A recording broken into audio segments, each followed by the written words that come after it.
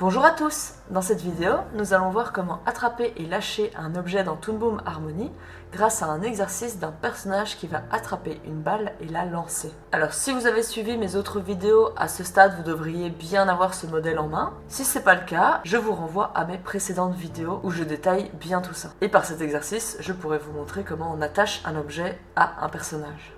Mais pour commencer, un petit croquis rapide en traditionnel pour visualiser ce qu'on va faire.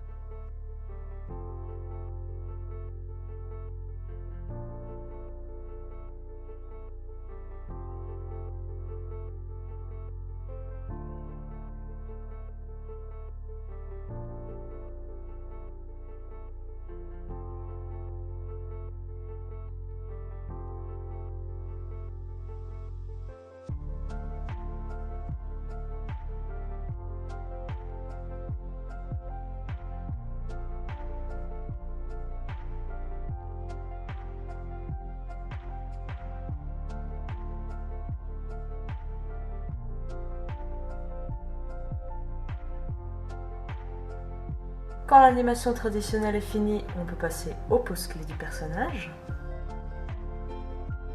Je rappelle qu'on pouvait interférer avec la vue multiplan avec le raccourci Alt et puis les flèches du haut et du bas pour avancer ou reculer un élément dans la vue multiplan.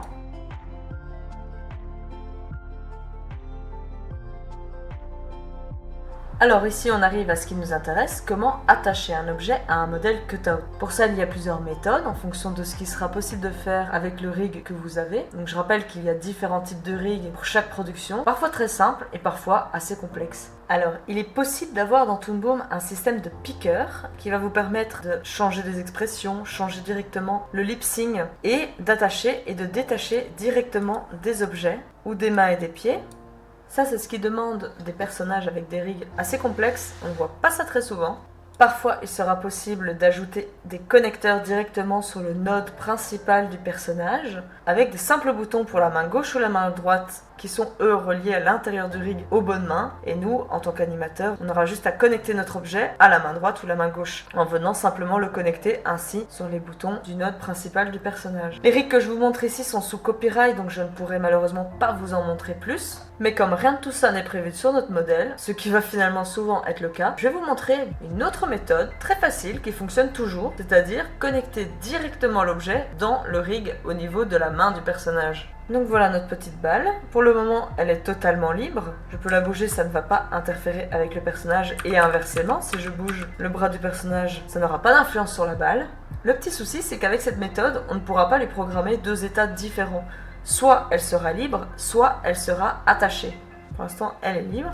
Et pour l'attacher, ce qu'il faut faire, c'est de venir couper cette balle avec CTRL X, venir sélectionner la main du personnage et avec le Center on Selection présent ici dans la Node View, je vais pouvoir directement trouver le bon peg de la main. Donc si je désélectionne et que je clique directement sur ce peg, c'est bien le bon peg. À partir de là, je fais un CTRL V pour recoller ma balle. Et puis je n'ai plus qu'à la connecter bien en bas pour qu'elle soit visible, sinon on ne la verra pas.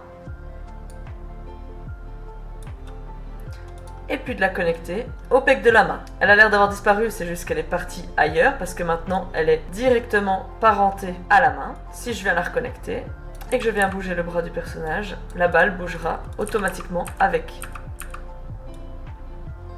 Alors, si vous n'y connaissez rien au rig et que vous êtes perdu à ce stade, je vous renvoie à ma vidéo numéro 6 sur l'introduction au rig, où je vous explique des petites notions pour débuter en rig qui vous permettra d'un peu mieux comprendre ce genre de manipulation. Maintenant, mon petit souci, c'est que je ne veux pas que ma balle soit tout le temps attachée. Parce que si ma balle est tout le temps attachée, dans ce cas-là, ce sera très problématique. Lorsqu'elle est censée rester au sol, mais que mon personnage, lui, va bouger, la balle va bouger constamment. Donc, tout l'état où elle est censée être indépendante, ça va être extrêmement chiant de la replacer. Et inversement, si elle est libre, je ne vais pas m'amuser à aller la replacer image par image dans la main du personnage. Ça donnera un rendu très tremblant et un peu bancal, et ça alourdira drastiquement la charge de travail. Donc ici, ce que je vais devoir faire, c'est simplement dupliquer la balle. Donc on aura une balle qui, elle, sera toujours attachée, et une balle qui sera toujours indépendante. Donc ici, je vais prendre cette balle-ci, et au lieu de la couper, je vais simplement faire un CTRL-C, et puis comme tout à l'heure, je vais aller à l'intérieur du rig de la main,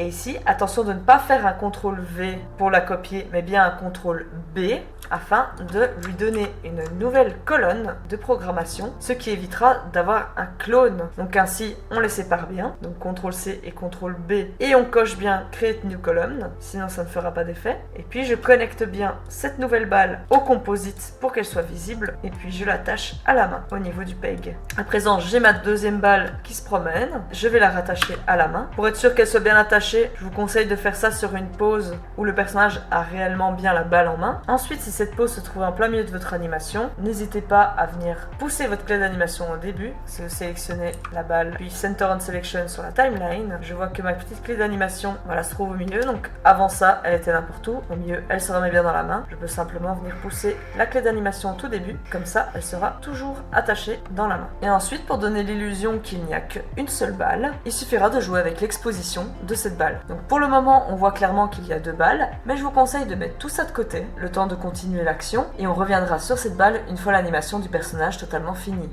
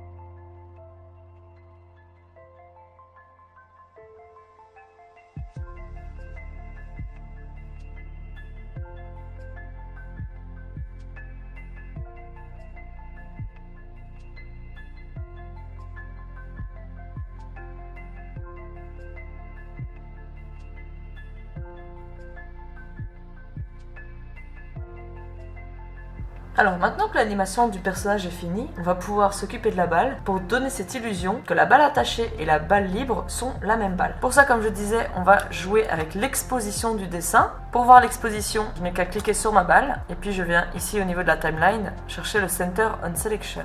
J'aurai donc accès à l'exposition de ma balle et à partir de là, il suffira de trouver le moment où la balle est attrapée pour venir couper cette exposition.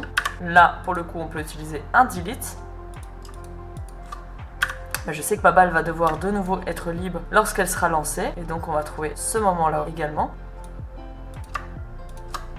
Et on fait exactement l'inverse avec la balle qui est dans la main. Et puis bien sûr, il faudra retravailler l'animation de la balle pour que ça colle. Et quand tout ça fonctionne, on règle les pétouilles.